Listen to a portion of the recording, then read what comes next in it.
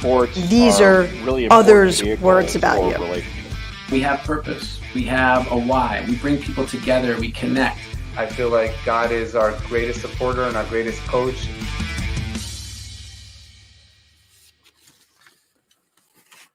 This is Rabbi Sherman from Sinai Temple in Los Angeles, and welcome to Rabbi on the Sidelines, the show where we discuss the intersection of sports and faith. This week, we are joined by a legend, a true treat for Rabbi on the Sidelines. The list of accomplishments is too long to read, but we're going to just hit a couple. Emmy Award winner, Thursday Night Football on Amazon broadcaster, Pete Rozelle Television Radio Award winner, Pro Football Hall of Fame inductee, correspondent with HBO's Real Sports with Bryant Gumbel. Covered 25 Super Bowls, NBA Finals, Major League All-Star Games, NCAA tournaments, Stanley Cup Finals, the Olympics, and that's just to name a few. We are so thrilled to be joined by Andrea Kremer. Andrea, thanks for joining us on Rabbi on the Sidelines. Hello, Rabbi. How are you? I am great, and we cannot begin without a shout-out to Pam Weisberg, Sinai Temple member and just a wonderful friend of our community, and I know of yours as well. So, Pam, thank you. Long-time friend, just someone that I have the most professional admiration for and the greatest personal affection for. So, yes. Pam is a dear friend, and I'm glad that she connected us. But now I just want to warn you, I have been known to hijack interviews. I promise you I won't do that. But I do have to ask one thing. Of course. What the heck are you doing on the sidelines? Why are you doing this? Why do you feel passionate about this? I love it. So now I'm being interviewed by Andrea Kremer. This is great. So we'll talk about that because faith in sports is something that I believe as a rabbi has to come together. I actually asked Tom Rinaldi a couple of weeks ago of Catholic faith. I said, Tom, should I be doing this? And it actually started in 2020, the beginning of the pandemic, when we needed Zoom programming for our synagogue. And the passion that I brought with sports, I grew up in Syracuse, New York. The Syracuse Orange, football, basketball, those are our Lakers growing up. No synagogue programming happened when there was a Georgetown Syracuse game. It was absolutely not going to happen. And my dad was the rabbi. Even God has his priorities in line, right? That's true. But the synagogue gathered there. And I realized that it was really a sacred space within the Carrier Dome. Now, no longer the Carrier Dome, the JMA Dome, but that's another topic. And what I realized is I started talking to people in the sports world, both broadcasters and athletes, and it was all relationship based. It started with my Syracuse connections. During rabbinical school, Coach Jim Boeheim basketball camp, refereeing there got me through rabbinical school. A couple of dollars, but also a passion. And I realized that wherever I took my rabbinic journey, I wanted to also have sports within that. And when I got here to Sinai Temple, I was able to start a basketball camp, competing with the best basketball camps in Los Angeles. But the kids wanted to come here because they felt that a safe space and also a space that they can, I said, high-level sports and high-level values. And so in our basketball camp, we do a social action project every day. We have a Shabbat dinner as an award ceremony. We're doing things off the court.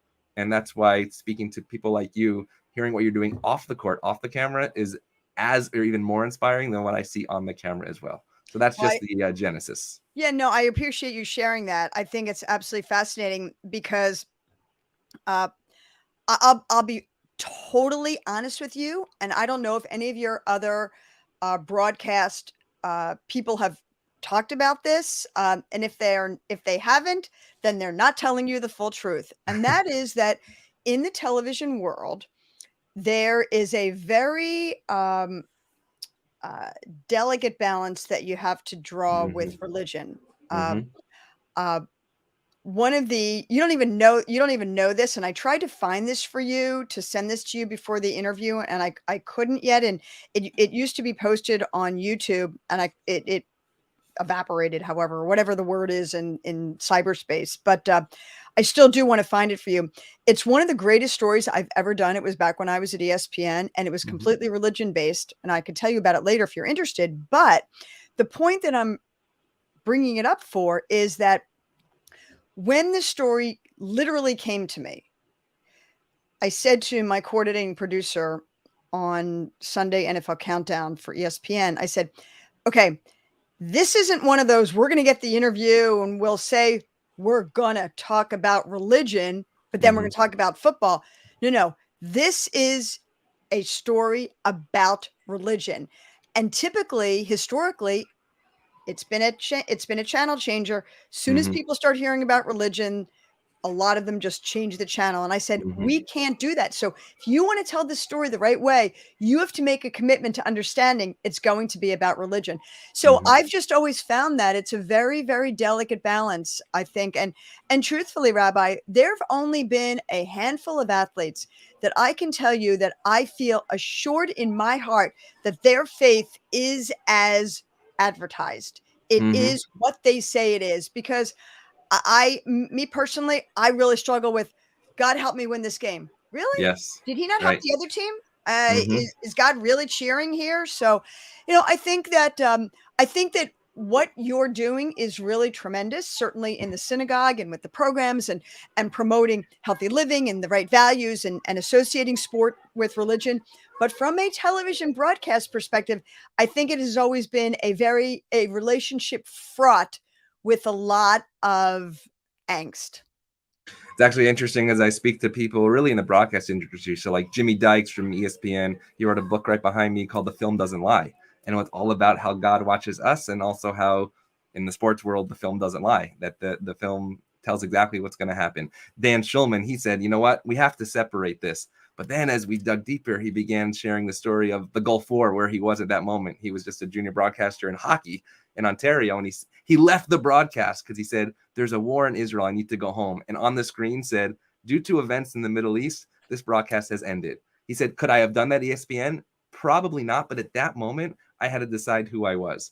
Seth Greenberg, ESPN, he said, the locker room is my sanctuary. And each one of these people has brought a sense of, when we use the word faith loosely, they seem to tell me that, right, it's not about God made me hit the home run and God made the left fielder drop the fly ball, but there's a deeper sense right there. And so my question is, have you seen that both in the locker room, on the field? And I know, for instance, I talked to David Sampson a couple of weeks ago, and he talked about the Kennedy case right now, that the coach goes on the field and praise after the game, and that's going to the Supreme Court. So that's the broadcast booth. What about on the field within the teams? Where do you see faith aspects in a deeper way? Well, look, take the sport of professional football, Mm-hmm. an inherently violent sport. Mm. Whatever it takes mentally for the player to prepare to get on the field, he or she, I guess, but primarily he, has to embrace that. Mm-hmm. And if his faith and however he manifests that faith, however he feels that faith is genuine to him, if that gives him confidence to be able to go out there and really, really, really, really put his body and oftentimes his life at risk, because, you hear it, but it is, as someone who has been on the field literally for decades and Mm-hmm. has heard the sounds of the game, Wow. it's not always a pretty place. Mm-hmm. And everybody is really one hit away from, unfortunately, what could be disaster. Mm-hmm. So, and certainly a career-ending injury. So if that gives them strength, then I'm all for it. Mm-hmm. The athlete who I dealt with, whose faith was the most genuine and really out there, and it's actually the subject of the story that I mentioned to you earlier, is the late Hall of Famer Reggie White. And Became a pastor. Yep. pastor, and was with the Philadelphia Eagles, won a Yep. Super Bowl with the Green Bay Packers. And I'll tell you a funny story. Packers win the NFC Championship game against Carolina Panthers in 1997. And I typically, so when I was with ESPN, I'd stay over, and if it worked with the team's schedule, I would do my pre-Super Bowl interviews the next few days. So Monday, day after the game, we're all set up to, do Brett Favre and to do Reggie, da da da. So Reggie walks in, and he was a truly physically larger than life presence, and he had that scratchy voice, which I could try to imitate, but I'm not going to do justice to it.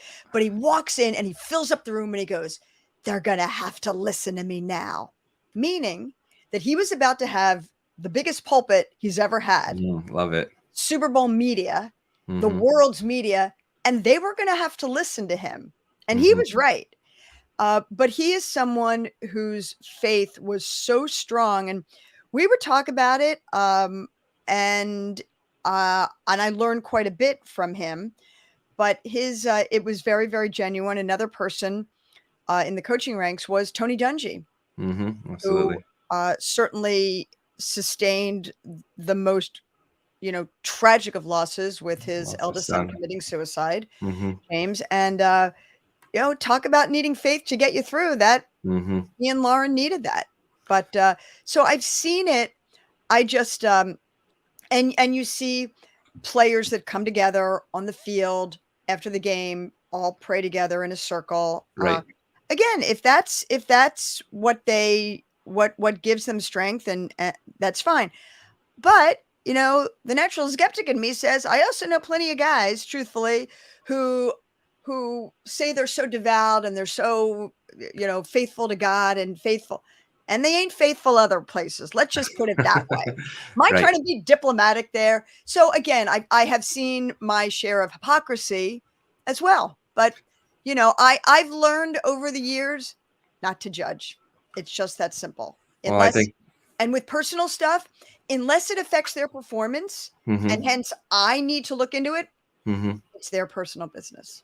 Well, I think the fact that you say do not judge is just an aspect of faith as well. I mean, that is what our High Holy Day message is all about. It's not the judgment of the other, but in fact, the judgment of the self. And when you speak about pulpit, right, the media within the sports, it is a pulpit. And these days, it's becoming the bigger pulpit. And we're just a couple of days after this just horrible tragedy in Texas where 19 children and 2 teachers are murdered senselessly. And just last night, Steve Kerr, coach of the Warriors, during the NBA playoffs, sports can be a distraction, but it also can be a pulpit. And he was quoted as saying, "When are we going to do something? I'm tired. I'm so tired of getting up here offering condolences to the devastated families out there. I'm tired of the moments of silence." What is the role of that sports pulpit when something like a national tragedy happens, or when an athlete or a coach or a broadcaster can bring moments of change to our society?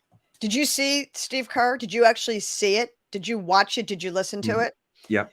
Because if anybody hasn't, I would strongly advise you'll find it pretty quickly online, because to read the words does not do justice to the passion and the pain in his voice. And for some of your listeners, watchers who do not know, Steve Kerr's father, Malcolm, was assassinated. Yep. So Steve Kerr himself, his family obviously was a victim of gun violence. Steve Kerr is, has the gravitas and the passion and the informed opinion to be able to do what he did. And I think that it's vital. When he even talked about what is that moment of silence doesn't mean anything, because we're just going to go and get on the court right after that. And everybody's going to forget, and calling out the 50 senators, and all you had to do was hear the pain and the strength in his voice. And if it forces every writer, broadcaster to put that message out there, then that in itself has power and strength, in my opinion. You can't avoid that. That was the story with Steve Kerr. He wasn't talking about, rebounding and how was the 3-point shooting or anything like that. And look, I think that we associate players using their platform in these past couple of years, particularly post George Floyd's murder, with social activism, with social justice. And it is hugely important for these athletes and coaches to be able to do that if that's what's important to them. And truthfully, I got to tell you, I'd rather see the players and coaches do it than the leagues try to do performative gestures that really don't mean anything, that look like they're just doing the politically correct thing. The players are the ones, are the ones with the power. And I admire and I encourage them to use their voices as much as possible. I think you're a genius at that, just watching years of what you do on the field, but also the investigative journalism, specifically with the Real Sports and HBO. And I just finished Jim Gray's book about talking to GOATs, and you've talked to GOATs, greatest of all times, from Brady to Kobe to Phelps to Jordan. And here's a quick interview with Kobe. And I just want to ask you about, last week I had Miss Val, the UCLA Hall of Fame gymnastics coach, and she talks about the art of the nudge and the courage to ask. And you definitely have the courage to ask. And this is when you sat down with Kobe. Kobe, this is what you said to him. Smile, because you know what's coming, right? Loner, selfish, single-minded, arrogant, aloof, relentless, obsessed, ruthless, and your own teammate, Steve Nash, when asked to describe you in 3 words, quote, mother effing asshole. Why are you laughing? Because they're all true. They are. I think that's what we call chutzpah in the Jewish world. How do you have the ability to sit down with Kobe Bryant, perhaps one of the greatest of all times, and say to his face those things, but deeper, trying to bring out something for the audience to really understand of who he is? Well, I think that, first of all, I think his reaction told you everything about who he is, and that he embraces that. In that Real Sports piece, and that was actually the only TV News Magazine story that he did the year that his final year playing. I had to ask him about the sexual assault allegations that occurred in Colorado. That was a little bit more fraught with. Look, I believe you can ask anything if it's asked respectfully and in the right way. If my tone had been, here's some words that were said about you, you're real this, you're this, it sounds accusatory. But I was trying to take sort of not a lighter tone, but I was quoting words that have been said about it, and then of course quoting his teammate. And I think that it was what we call good TV, but it also, the key is not just to make good TV. The key is to give the audience insight when we're doing profiles, insight into these players or coaches that they would not get otherwise. It's just that simple. But I think that you really can ask anything that you want if it is asked with the right tone and if it's asked fairly. I've been in a number of situations where you have to ask either questions that are fraught with tremendous emotion, or they may be seen as accusatory. And again, you can't back down. That's what journalism is all about. That's not, let me post something on social media because I don't have to have Andrea Kremer ask me a follow-up question. Right. And I think that I like to think, I hope that the audience is savvy enough to understand the difference between the two. And so one of the other greatest of all times that you really followed was Michael Jordan. I basically grew up in that era as a child with his posters on the wall. And this is what you said to Rich Eisen about how you nailed that interview when he came back to the land of basketball. That was the start. And then, I did all 6 of Jordan's championships, but I did everything. I did, the good, the bad, the ugly, the gambling in Atlantic City, the death of his father, following him on the road when he went and played baseball. So after that, he comes back, and you were quoted as saying, Diane Sawyer couldn't nail him, but Andrea Kremer got that interview. Well, it was actually a columnist for the San Francisco Chronicle who wrote it. Better than me saying it, that's for sure. I believe in undersell and overdeliver. That's one of my biggest mantras in life, believe me.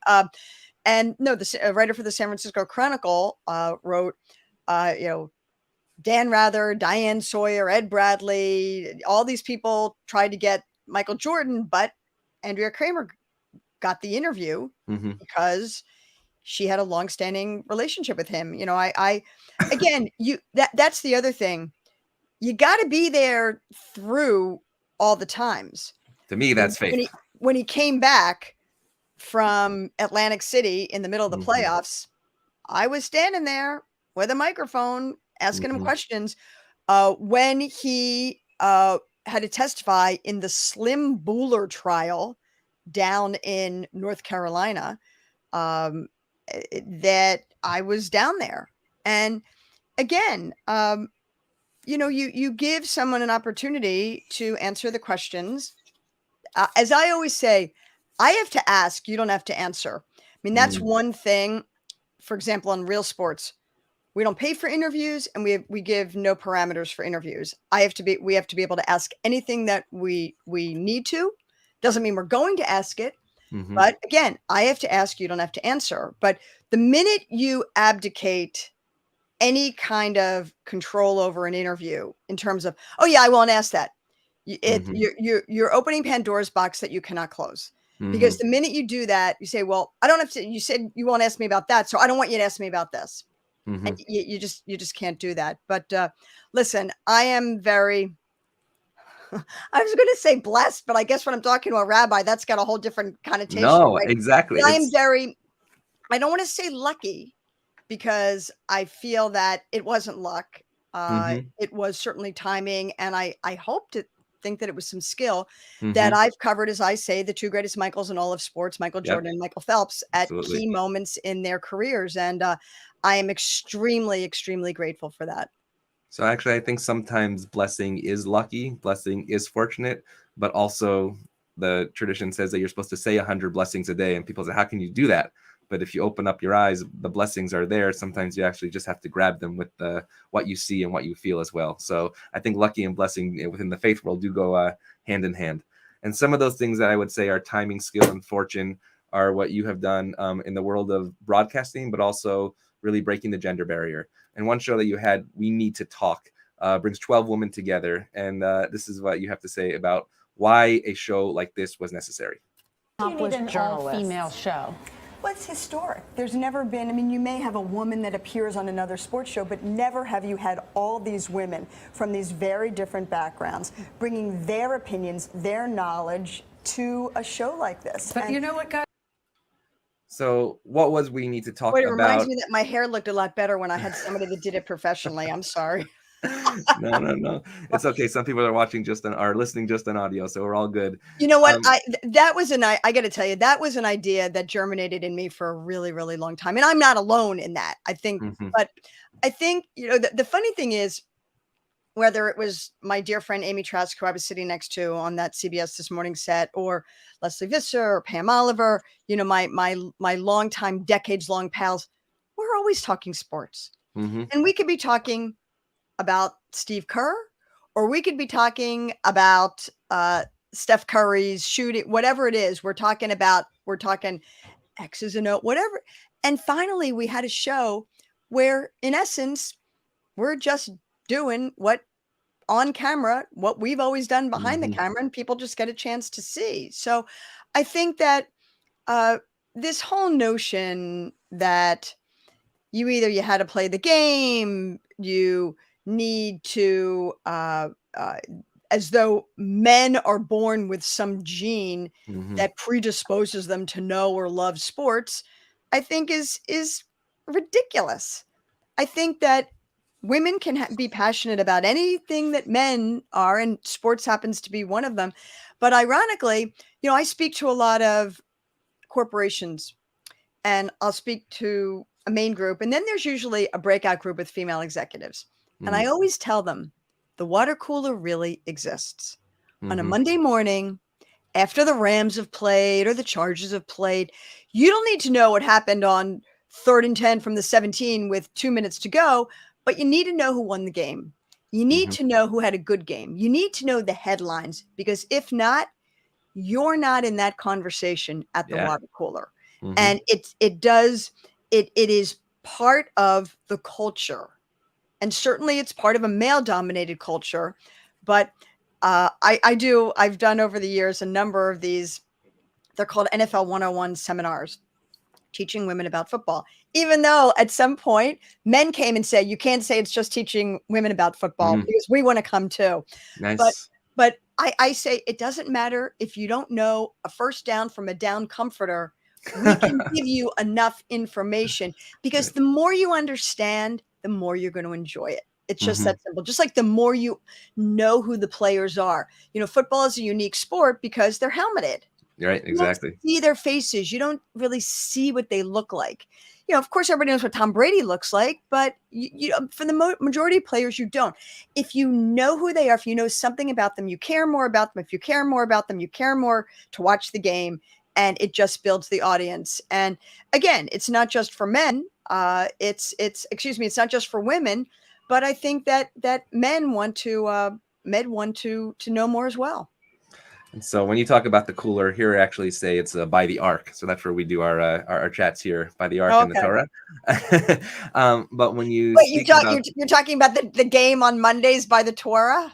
Absolutely. What do you think the rabbis are talking about between the sermons and the page announcements? It's who's playing. And I say that tongue in cheek, but also seriously, because Rabbi Solomon Schechter, he was the first conservative rabbi in America. He was quoted as saying that you cannot be a rabbi in this country of the United States of America without talking about baseball. Now, that was many, many years ago. And the idea that when you're speaking from a religious pulpit, you also have to know the place where you are in this country of America and what it stands for. What do you see that football stands for? It's basically the most watched sport in America. Sundays are a holiday. Sundays are football day. What does football represent in this country of America? Wow, that is a deep question in the sense that it is very multifaceted for me, because from a competitive and sporting perspective, from an analytical standpoint, from a strategic standpoint, it's a fascinating sport. There's so many layers to understand. I feel very fortunate that over the years, I mean, really, I'm talking like decades, years, I've watched so much film and I've asked questions. And when you don't know something, I always tell young people, never BS your way through something. If you don't know, just ask. People always know if you really don't have the information. Watching film with coaches, but I love that. I love being able to do that. And so football has all of that. It's got the grace, it's got the grit, it's got an element of violence that people can live vicariously through. But let's not sugarcoat it. It's a violent game. And we know what it does to bodies, what it does to limbs, what it does to brains.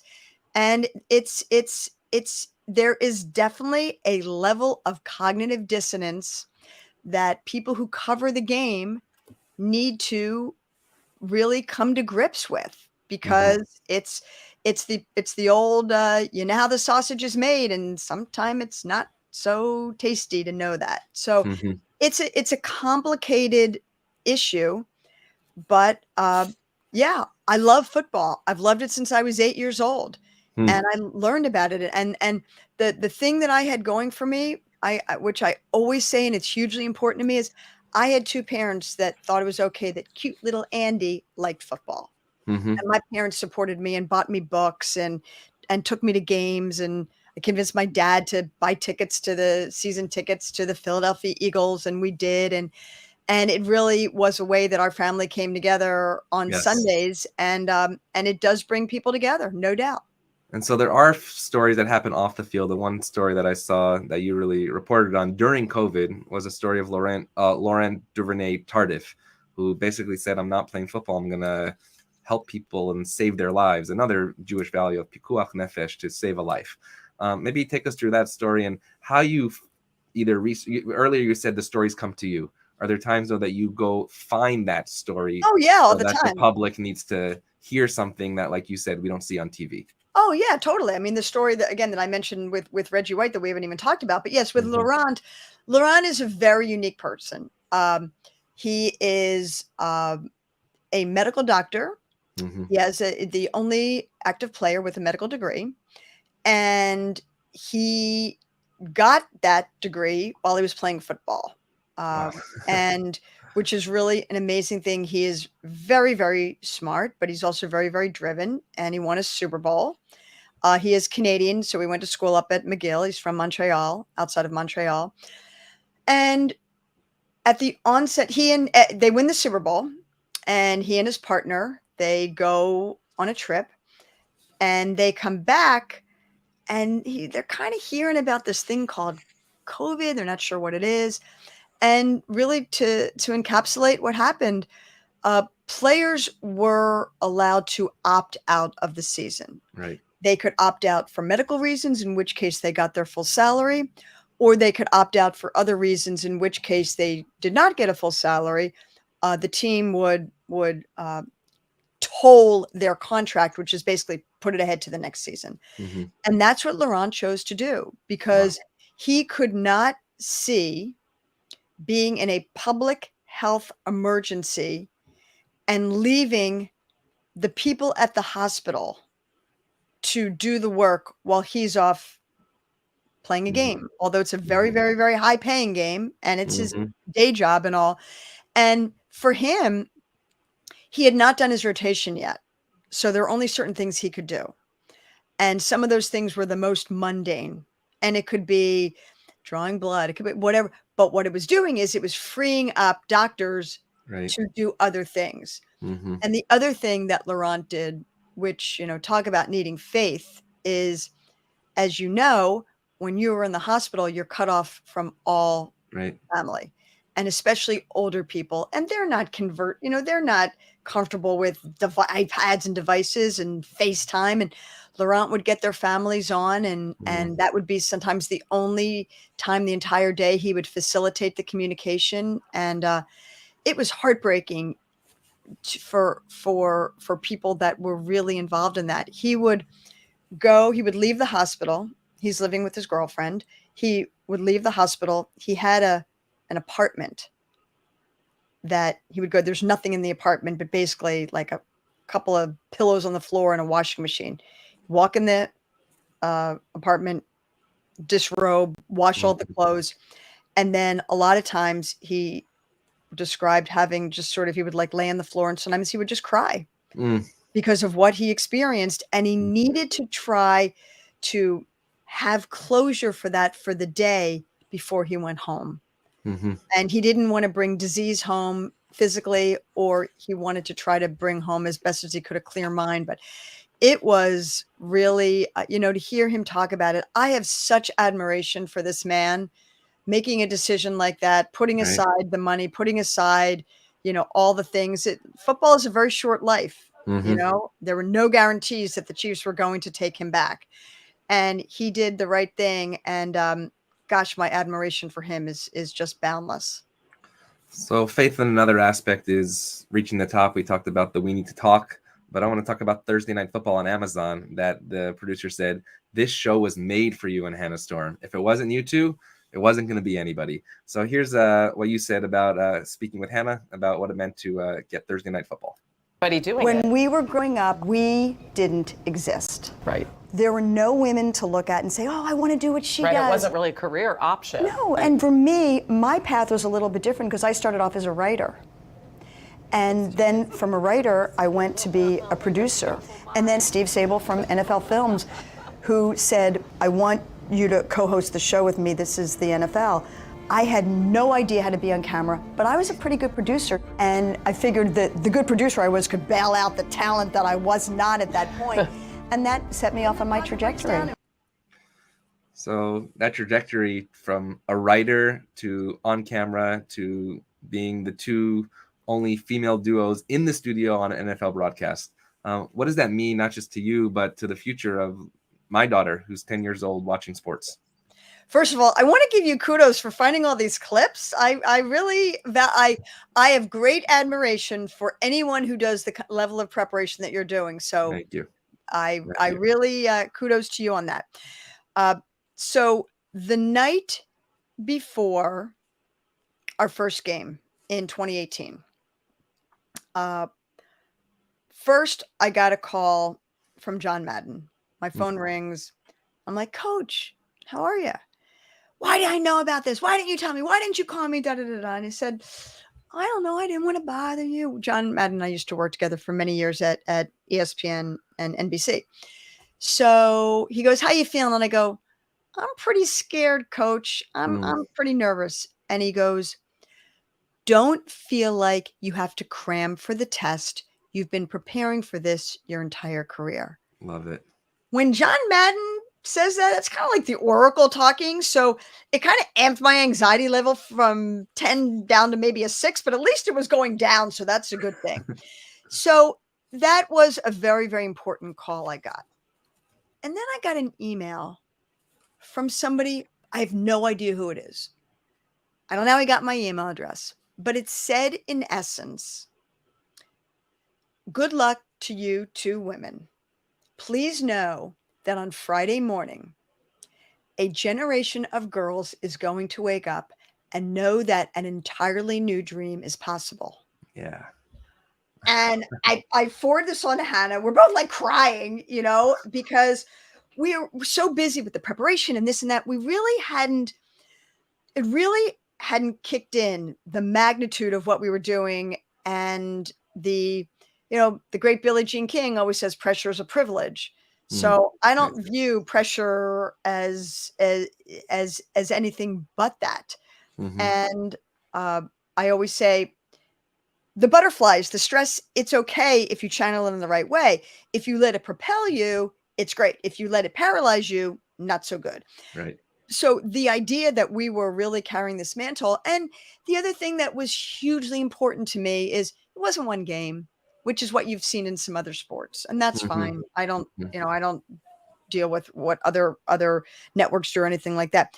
This has been a 4-year commitment from Amazon, and that's as with my entire career or Hannah's career in general, the idea of longevity is hugely important because that's consistency.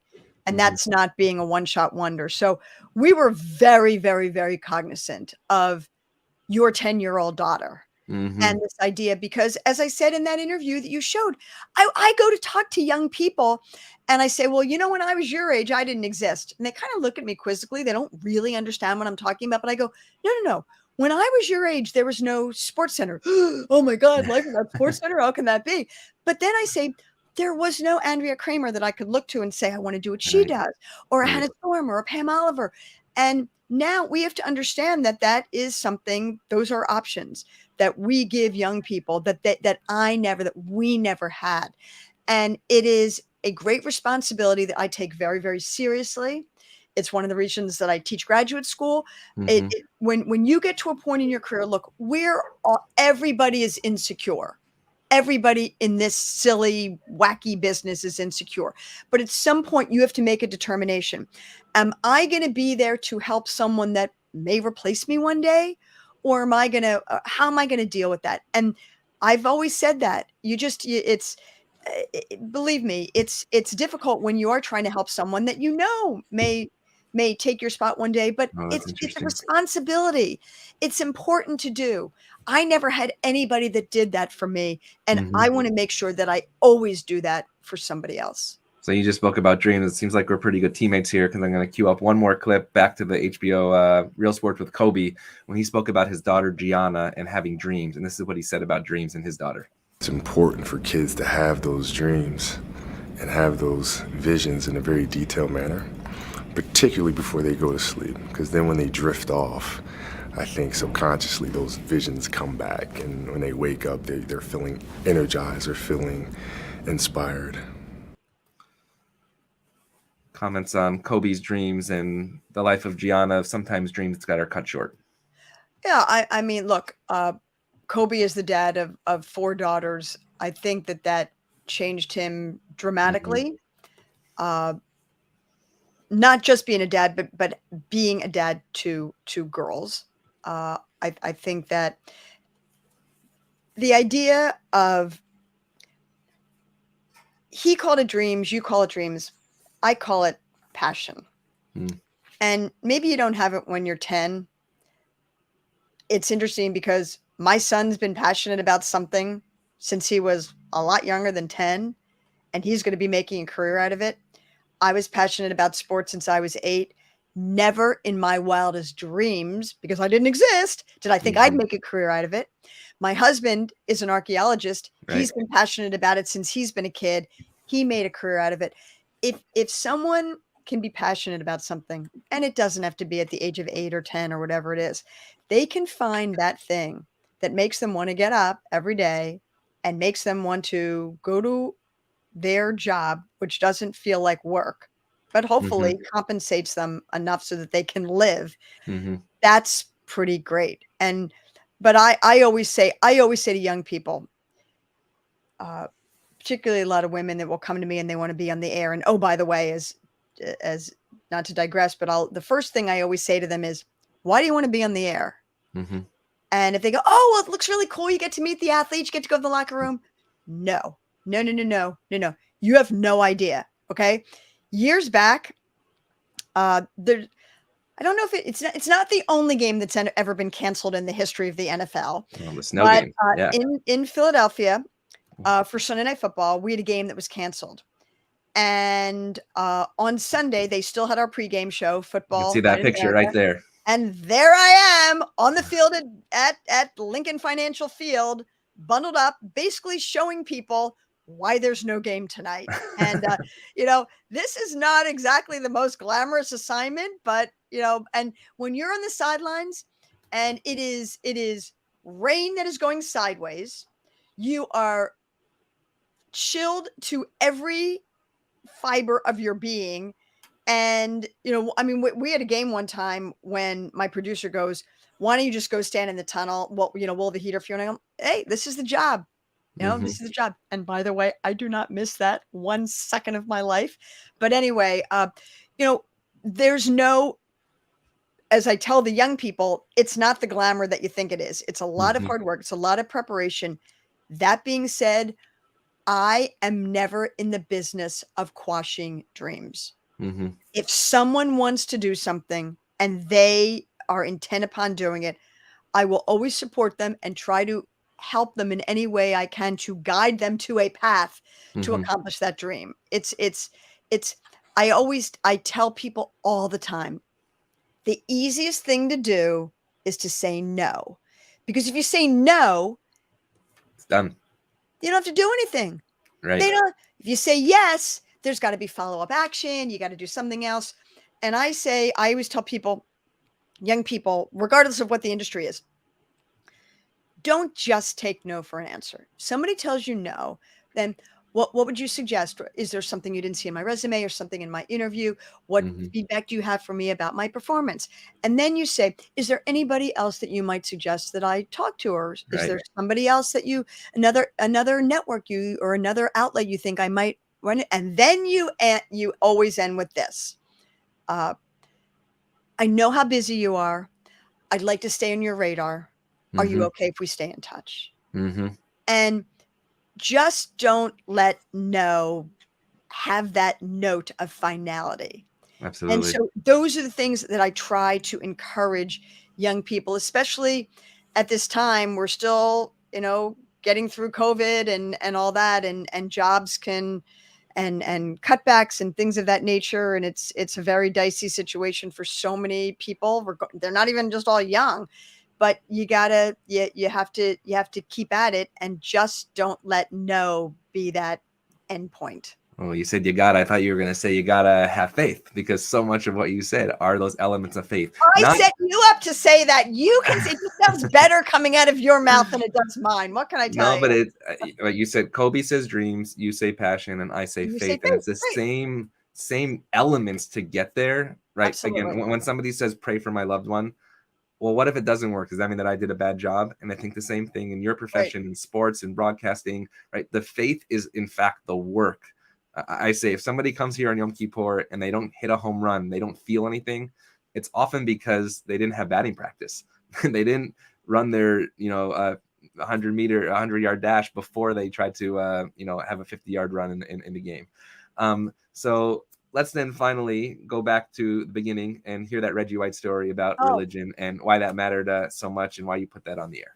Okay. And by the way, I'm going to give you another compliment here. All right. So not only are you doing your preparation, but you are exhibiting one of the great qualities that is overlooked in interviewing, and that is you're a good listener. Thank you. And I assume that in your day job, you have to do a lot of that. So I'm not surprised about that. But anyway, and you can tell my wife that as well too, right? You've got me on tape now. Okay, there we go. We'll edit it out and put it on a loop and give it to her. There you go.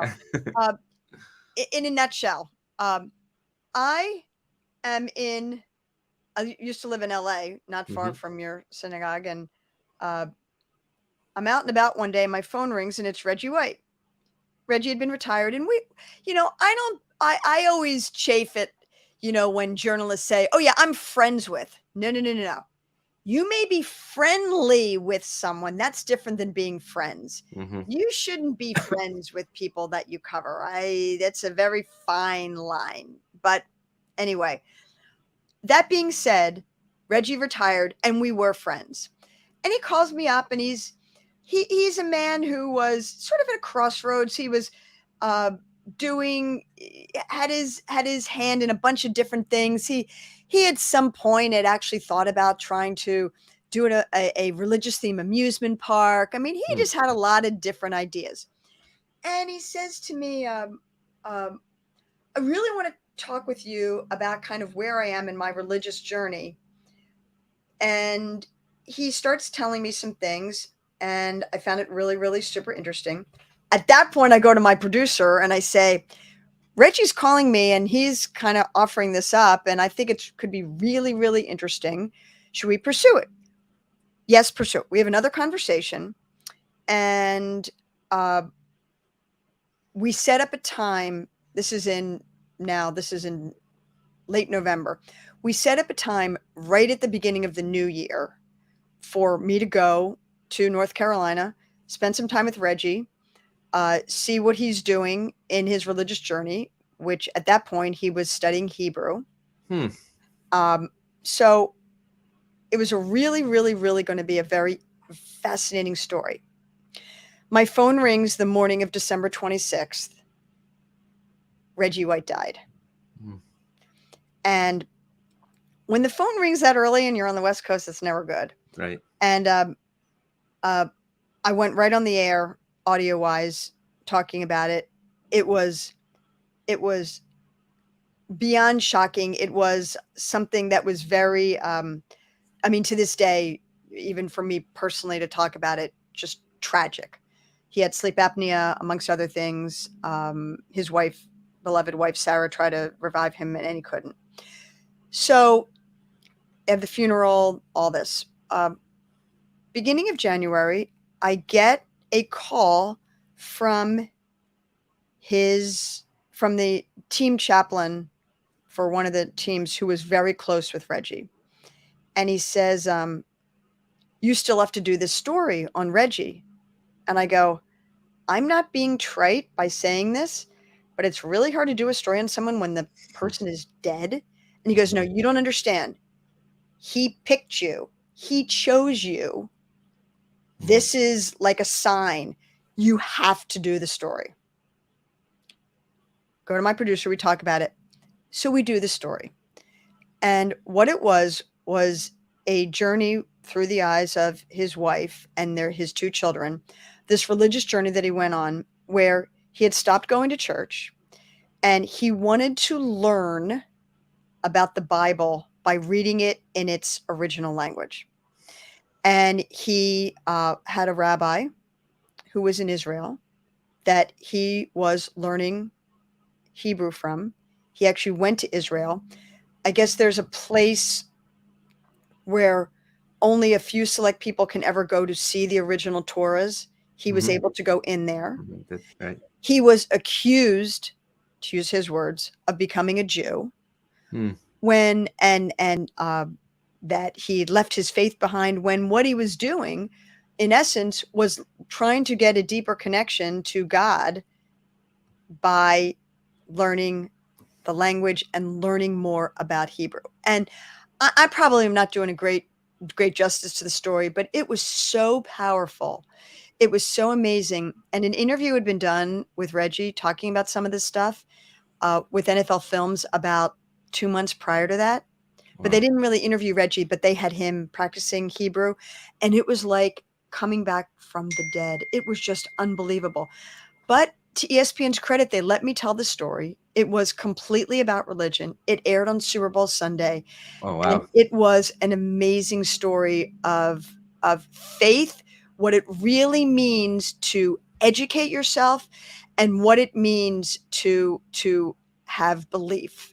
And to this day, it's one of the more impactful stories that I've ever brought to an audience. And that's what that's what I love to do, is to try to really bring something to the audience that they didn't know about and that could make them feel something. And that story with Reggie White really, really did it for me. And to this day, is very important to me. You heard it here, everybody. Rabbi on the Sidelines, faith and football. It exists, and we are so grateful to have Andrea Kremer, Hall of Fame journalist, Emmy Award winning, literally the GOAT, one of the greatest of all time in the broadcasting industry, and now a friend of our community of Rabbi on the Sidelines. Andrea, thanks so much for being a guest, and we look forward to seeing you when you're out in LA. Thank you so much. And again, I really commend you for all the work that you do in the community, in the synagogue, and then even in this passion project of yours, Rabbi on the Sideline, the preparation that you use, great questions, easy conversation, and it's really a pleasure. And to you, all your listeners, stay healthy.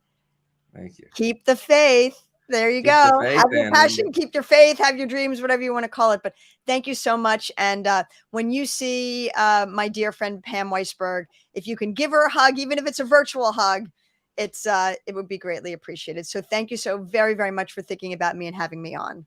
Thank you so much. Have a great week.